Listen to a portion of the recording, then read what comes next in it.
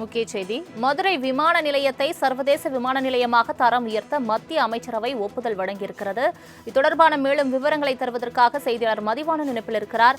மதிவாணன், வணக்கம். மதுரை விமான நிலையத்தை உயர்தர சர்வதேச விமான நிலையமாக தரம் உயர்த்த மத்திய அமைச்சரவை ஒப்புதல் வழங்கியிருக்கிறது. முழு விவரங்களை சொல்லுங்க.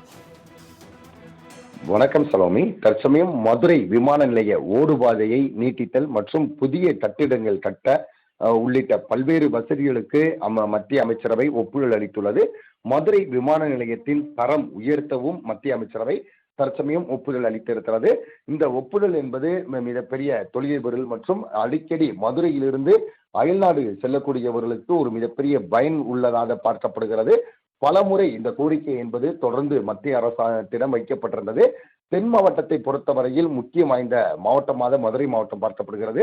மதுரை மாவட்டத்திலிருந்து கிட்டத்தட்ட ஒரு நாளைக்கு மட்டுமே 50,000க்கும் மேற்பட்ட பயணிகள் பல்வேறு மாநிலங்களுக்கு செல்லக்கூடிய சூழ்நிலை என்பது இருந்து கொண்டிருக்கிறது.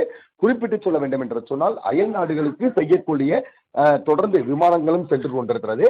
தற்சமயத்துக்கு சிங்கப்பூர் மற்றும் அதே போல துபாய் போன்ற நாடுகளுக்கு மட்டுமே விமானம் இயக்கப்படக்கூடிய சூழ்நிலையில் மற்ற அயல் நாடுகளுக்கு விமானம் இயக்கப்பட முடியாத ஒரு சூழ்நிலை என்னவென்று சொன்னால் விமான நிலையத்தினுடைய விரிவாக்கம் மற்றும் கட்டிடப் பணிகள் மீதம் இருக்கிற காரணத்தினால் தொடர்ந்து பல்வேறு கோரிக்கைகள் என்பது வைக்கப்பட்டிருந்தது. அந்த கோரிக்கைகளுடைய அடிப்படையில் தற்சமயம் அந்த விமான நிலையத்தினுடைய தரம் உயர்த்துதல் மற்றும் அதே சமயம் மதுரை விமான நிலைய ஓடுபாதையை நீட்டித்தல், புதிய முனையம் அமைத்தல் போன்ற பல்வேறு பணிகளுக்கு மத்திய அமைச்சரவை ஒப்புதல் அளித்திருக்கிற காரணத்தினால் இன்னும் அளவுக்கு அதிகமான அயல் நாடுகளுக்கு விமானங்கள் இயக்கக்கூடிய ஒரு சூழ்நிலை ஏற்படும். அதே சமயம் அளவுக்கு அதிகமான பயணிகள் மற்றும் பயன்படுவதற்கான வாய்ப்பு என்பது இருந்து கொண்டிருக்கிறது.